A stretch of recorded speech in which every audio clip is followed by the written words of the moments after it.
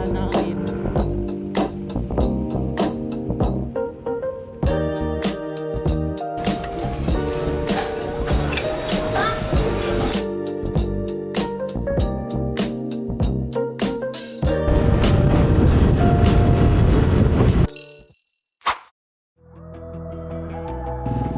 Dahil tanghali na ako nakaalis, ganitong traffic na agad yung nabutan ko. Oh, traffic! Kailangan mo talaga maging kamote dito eh. Ay! Yung mete ko dasay! Ayun talaga yung consequences kapag tanghali ka ng malas, no? Sino ba namang hindi nakakataka sa ganitong sitwasyon? Araw ng Lunes ngayon, madaming bumabiyahe, busy sa kanya-kanyang buhay. Di gaya nila, wala akong trabaho ngayon, kaya naman may pagkakataon akong mag-ride. Samahan nyo akong sulitin ng araw na to para puntahan ng Cabiang Tunnel, bumaba ng Nasugbu at pumunta ng Tagaytay. Tara! Good morning guys. So nandito na nga ako ngayon sa Nuvali. Bali ang road na to is yung Santa Rosa to Tagaytay Road. Simula dito, start na natin yung journey.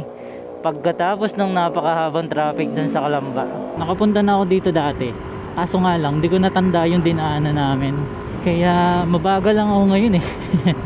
Nangangapa-ngapa sa daan. Okay, so pinalili ko ako dito. Pwede ba dito? Ay, nako. Feeling ko naman pwede dito. Kasi merong mga motor sa unahan pa. Let's go. Uy, taas ah. Oh. And then dito ah. Ang hirap talaga kapag ano, hindi mo kabisado yung daan. Baka mamaya maligaw na naman tayo nito. Di na naman nag-map. Actually, nakakonect naman na yung map ko dito sa intercom. Kaya malalaman ko kapag ano, pinaliliko na ako ni Google Map. Ganda dito ah. Walang masyadong dumadaan. Tapos right. Pataas na lugar na to. And then turn left. Yan.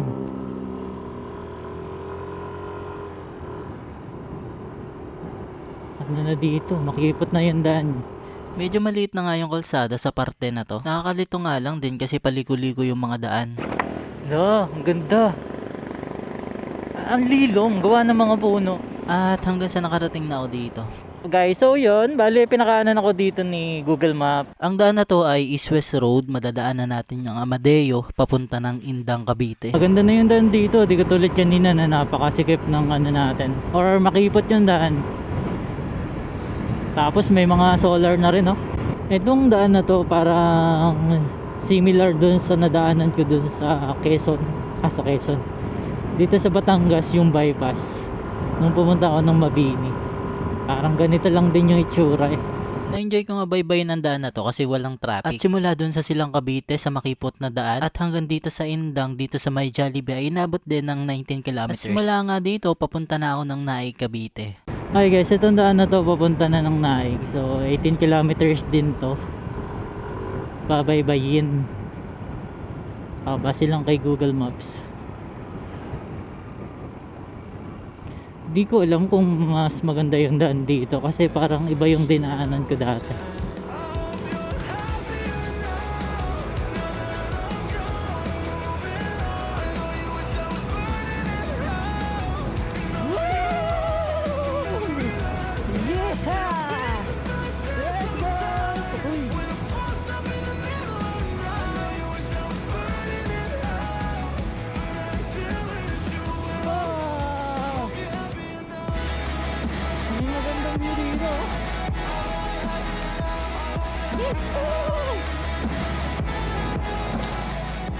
Okay guys, so liligo na tayo dito sa kaliwa. Ayun, Maragondon, Cabiang Tunnel. Kaliwa. Kaliwete. Let's go. 8 kilometers, dire-diretso tayo. And dito na ulit tayo sa bayan. Alam ko Naik ko.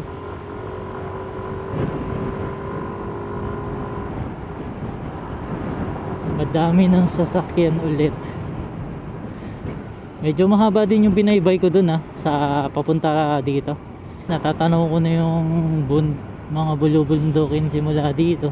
And we're here. Ternate, Cavite. Ternate. So wala akong nakakasabay na nagra-ride. Dahil nga siguro Monday. And may madadaan ako dito na bridge. May bridge. Yes sir. Ang ganda sa parte na yun.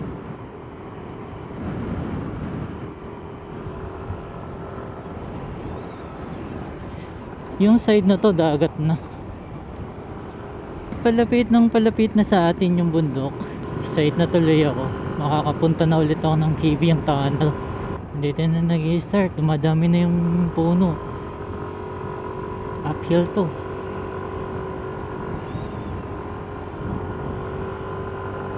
Gara ng puno no. Nasa gitna eh. Kaya hindi siya tinatanggal.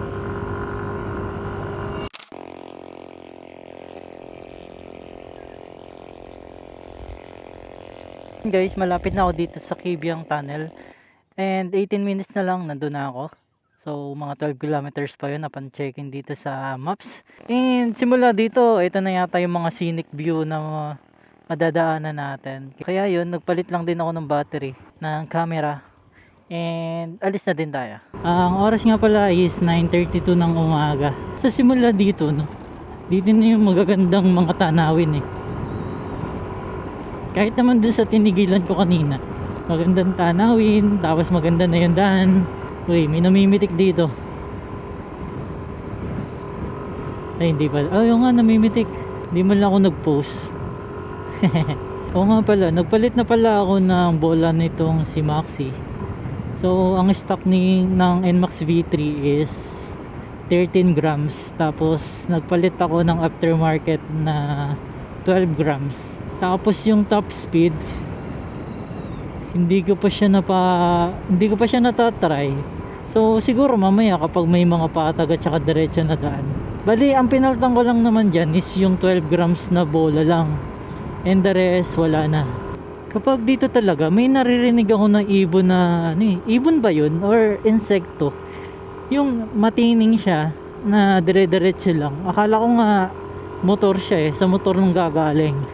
Biglang biglang pinawisan ako ng malamig eh. Ayun hindi ko alam kung dinig sa camera. Kibyang Tunnel na Cebu. And yun, liliko na tayo dito sa kanan, sa kaliwa. Pag dinire-diretso mo yung doon part na yun, mayroon lang view deck.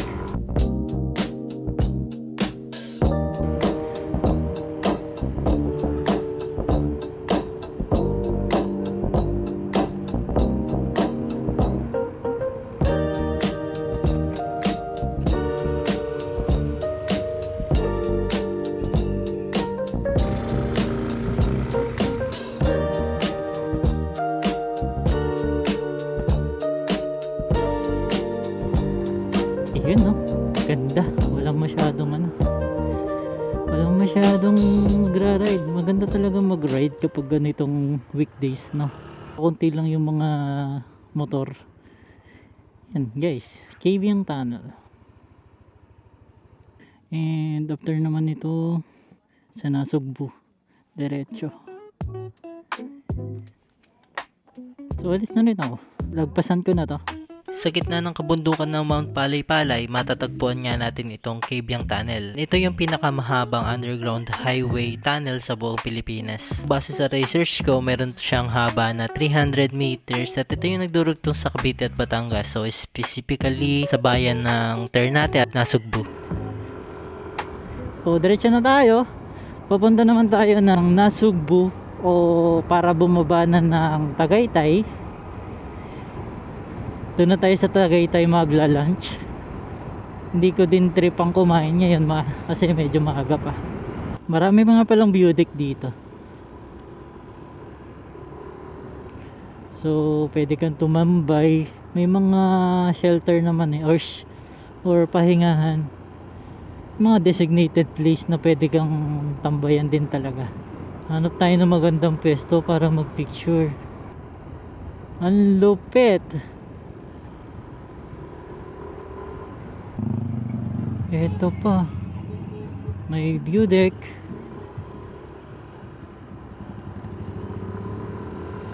Siguro liligo sila. Meron kayong mga libreng liguan lang dito, no?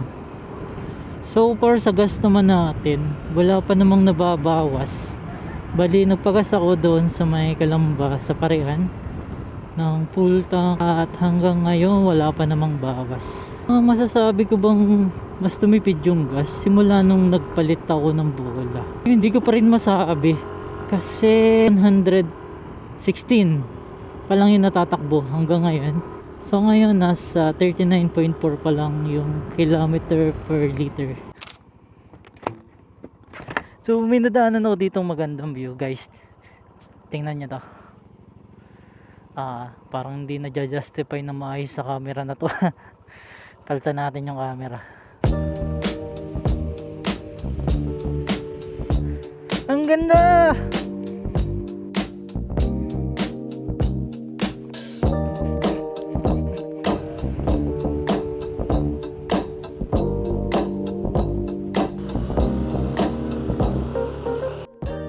After ko makapagpahinga, kailangan ko nang lisanin ang napakagandang view na to para sa susunod na destination kong pupuntahan.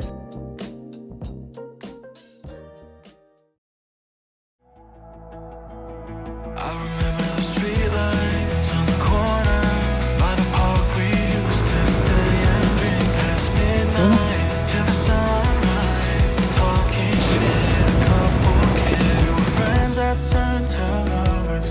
Yeah, we fell into each other, but our love burned out like a cigarette. And I'm wishing that I would've said, oh, you're happy now.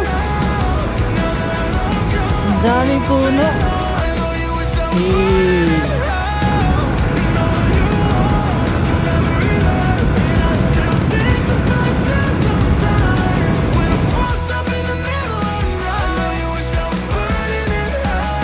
Top speed, guys. Ang ganda ng tanawin.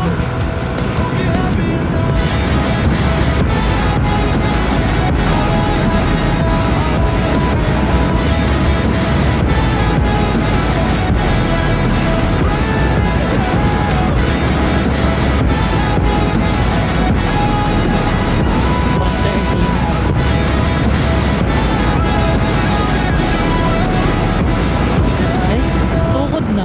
113 lang. 114. And ayun guys. So naka 100 ano lang. Naka 113 or mabot naman ng 114. Hindi na siya katulad dati na umabot ng 116 or 120. Mayroon dito. Magkakarera ba itong mga to? Tambay lang sila. Yung oil nagbi-blink. Kakapalit ko lang ng oil. Reset ko na lang mamaya.